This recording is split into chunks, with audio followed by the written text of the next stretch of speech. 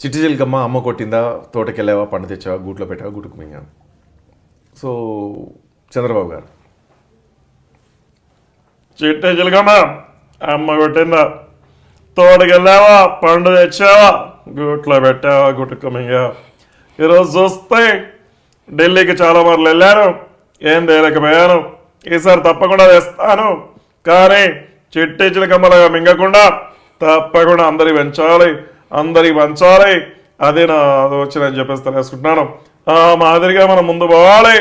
ఈరోజు చూస్తే చిట్టి చిలకమ్మలాగా చాలా మంది మింగుతున్నారు, వాళ్ళకి అందరికీ గుణపాఠం చెప్పాలి. ఒకప్పుడు చూస్తే మరి అమెరికాలో ఉద్యోగాలు కావాలి, అమెరికాలో సంబంధం కావాలి అని అడిగేవాళ్ళు. ఇప్పుడు ఎక్కడ చూసినా, ఏ నోట చూసినా అమరావతి సంబంధం కావాలంటున్నారు, అమరావతిలో ఉద్యోగాలు కావాలంటున్నారు. ఆ విధంగా ముందు పోవాలి. థ్యాంక్ యూ తమిళ్లో, thank you very much. KCR గారు, కూసో ఆడవాడు 36 కూసో, అప్పుడే కూసో. నీ సంగతి ఏందే తర్వాత చెప్తా, కూసో. ముందు నీ వచ్చిన పని కానీ.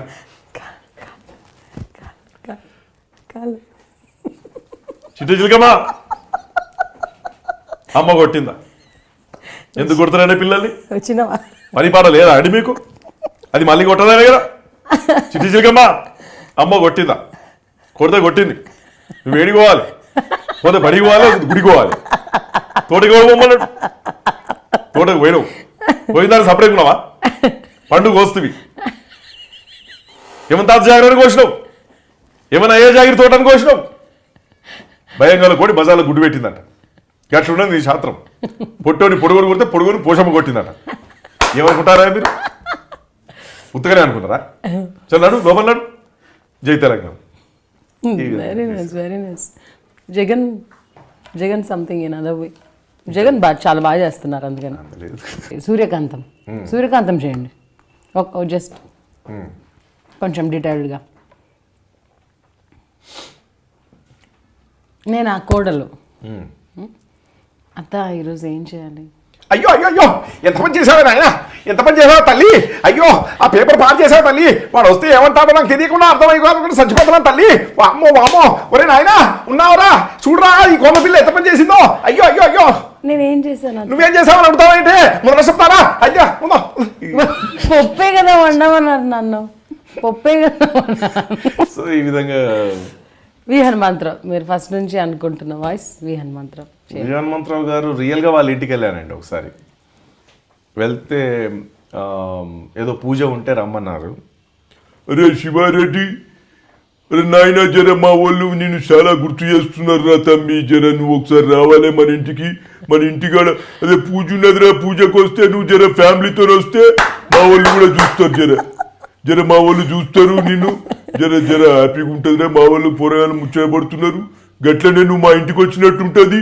మా పొరగాళ్ళని మా కార్యకర్తలు పెట్టిస్తారా సార్? ఇక పూజకు పిలిచినాం కదమ్మా, పూజ కాబట్టి ఇట్లా ఓన్లీ పులిహోర, దద్దోజనం అవి ఇవి ఉంటాయి, వడలు గ్యారెలు అవి ఉంటాయి. మంచిగా తినిపోవచ్చా సార్? మంచిగా తినిపోవచ్చమ్మా. ఎంతమంది తిన్నా కూడా తినబెట్టే అంత కెపాసిటీ ఉన్నది. ఆ రోజు ఎంతమంది వస్తారో తింటారో. మళ్ళీ సాయంత్రం మా ఫ్రెండ్స్ తీసుకురావచ్చా? తీసుకురా అమ్మా, మేము పెట్టేదే ప్రోగ్రామ్ సాయంత్రం మస్తు తీసుకురా, కానీ ఏం తీసుకోకుండా రా. దావత్. ఓ మై గాడ్, ఇంకా పొలిటికల్గా ఇంకా ఒక్కటి చేయండి చాలు. ఏంటిది ఏంటంటారు, ఏడు చేస్తారు, ఏడు చేయలేరు. ఇది ఆడది అర్ధరాత్రి తిరిగినప్పుడు స్వతంత్రం వచ్చిందంటే నిజంగా తిరుగుతారా? మరి పిల్లలు తిరుగుతున్నారా? మా పిల్లలు తిరుగుతున్నారా? ఏంటది బైఫర్కేషన్ అప్పుడు మీరు సరిగ్గా యాక్టివ్గా పార్టిసిపేట్ చేయలేదు, ఏపీ గురించి పోరాడలేదని చెప్పి సెంట్రల్లో ఏంటి మాట్లాడుతున్నారు? ఏంటంటున్నారు? నాకు అర్థం కావట్లేదు. ఏంటంటారు? నేను బైఫర్కేషన్ గురించి కాదు. ఏంటి ఆడపిల్లలు అర్ధరాత్రి తిరుగుతారు, స్వతంత్రం వచ్చిందంటే నిజం తిరుగుతారా? అంటే అన్ని సంవత్సరాల నుంచి కాంగ్రెస్ పార్టీ రొమ్ము తన్నారు మీరు. No comments. ఈ విధంగా ఉంటుంది. అట్లాగే మన సుబ్బిరామిరెడ్డి గారు ఉన్నారు. దేశ దాశ సుఖాలను తెచ్చుకుని అందరూ కూడా మనస్ఫూర్తిగా ఒక్కసారిగా గట్టిగా చప్పట్లు కొట్టి అందరినీ ఆశీర్వదించాలని కోరుకుంటారు.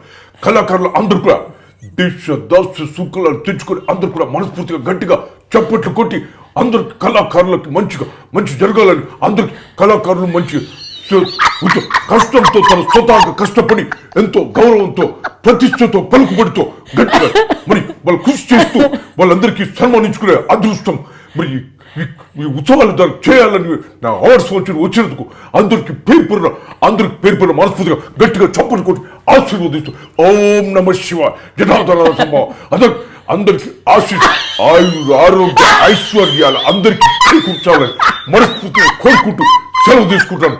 మీ టి సుబ్రహ్మణ్యం. నమస్కారం.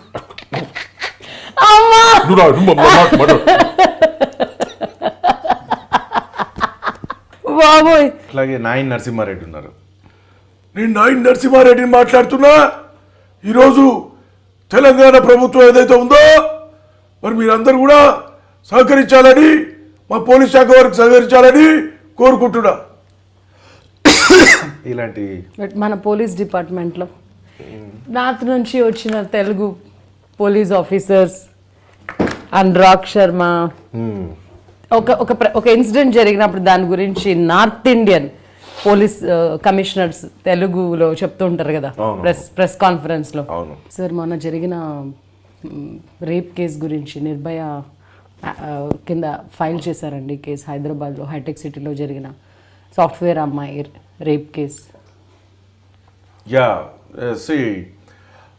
మేము ముగ్గురిని పట్టుకున్నాం, ఇన్వెస్టిగేషన్ చేస్తున్నాం. దానికి వాళ్ళు సహకారం చేయాలి. సహకారం చేస్తే మేము డెఫినెట్గా మేము ఇన్సిడెంట్ ఏ ప్లేస్లో జరిగింది సార్? ప్లేస్ లాస్ట్ టైం నేను వెళ్ళి చెక్ చేశాము. ఆ ప్లేస్లో దానికి పేరు మంకమ్మ తోట సమ్ ప్లేస్లో జరిగింది ఇది. సో దానికి ఇన్వెస్టిగేషన్ జరుగుతూ ఉంది. Keep on going. నిందితుల పేర్లు ఏంటి సార్? నిందితుల పేర్లు చెప్పండి సార్ మీరు. ముగ్గురు ఉన్నారు నిందితులు ముగ్గురు ఉన్నారు. Three people. ఒక అతను వచ్చేసి జాన్ అలియాస్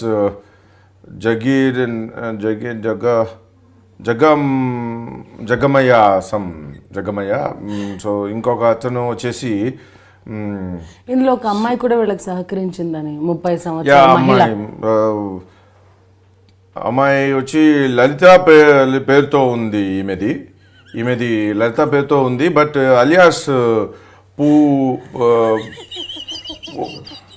పుల్లమ్మ సమ్ అదే ఉంది. సో వీళ్ళందరినీ ఇన్వెస్టిగేషన్ చేస్తున్నాం. ఇప్పుడు మన డ్రగ్స్ కేసు కూడా సినిమా ఇండస్ట్రీని బాగా కుదిపేసింది కానీ సార్, ఈ ఇంట్రోగేషన్ జరుగుతుంది కదా, ఎవరెవరి పేర్లు ఉన్నాయనుకుంటున్నారు? దానికి వచ్చి చాలా మంది బిగ్ షాట్స్ ఉన్నారు. చాలా పెద్దవాళ్ళది ఉంది చెయ్యి. పెద్దవాళ్ళ పిల్లల పేర్లు దాచేసి చాలా పెద్దవాళ్ళది ఉంది ఇందులో. పెద్దది చాలా పెద్దగా ఉంది ఇక్కడ. ఇందులో ఈ ఇన్వెస్టిగేషన్ లో చూస్తే మీరు చాలా పెద్దవాళ్ళది ఉంది. అండ్ సో వాళ్ళకి పట్టుకోవడానికి చేస్తున్నాము. ఎవరికి డిపార్ట్మెంట్ తొత్తులు కాదు. సో మీరు కొంతమందినే టార్గెట్ చేస్తున్నారు, మిగతా వాళ్ళని వదిలేస్తున్నారు, అసలు నిందితుల్ని పట్టుకోవడం లేదని బయట టాక్ ఉంది సార్. నో అలాంటిది ఏమీ లేదు. సో మీ పోలీస్ డిపార్ట్మెంట్లోనే కొంతమంది పోలీస్ ఆఫీసర్స్ పిల్లలు కూడా డ్రగ్స్ వాడుతున్నారు, వాళ్ళ పేర్లు బయటికి తీసుకురావట్లేదని క్వశ్చన్ చేస్తుంది సొసైటీ. ఇంకా నా నోటీస్కి రాలేదు. ఇది ఇచ్చి ఈ విషయంలో రాలేదు. నోటీస్కి వచ్చిన తర్వాత తప్పకుండా యాక్షన్. అంటే దీనికి సంబంధించి ఒక క్లారిటీ రావడానికి ఎంత టైం పడుతుందండి? ఈ కేసులో మీరు కూడా ఉన్నట్టని తెలిసింది. తొందరగా ఇంటర్వ్యూ పూర్తి చేస్తే బాగుంటుంది. లేదంటే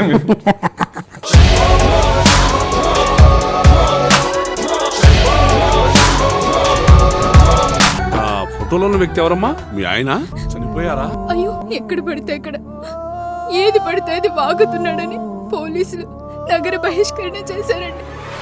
మొదటి భార్యని చేసుకున్నాక పిల్లలు పుట్టలేదని రెండో పెళ్లి చేసుకున్నారు. ఆవిడకి పుట్టలేదు. మూడోసారైనా తగులుతుందనుకున్నా, తనకే పుట్టలేదు. ఆయన దగ్గర బాణం ఉంది కానీ దానికి పదును లేదురా.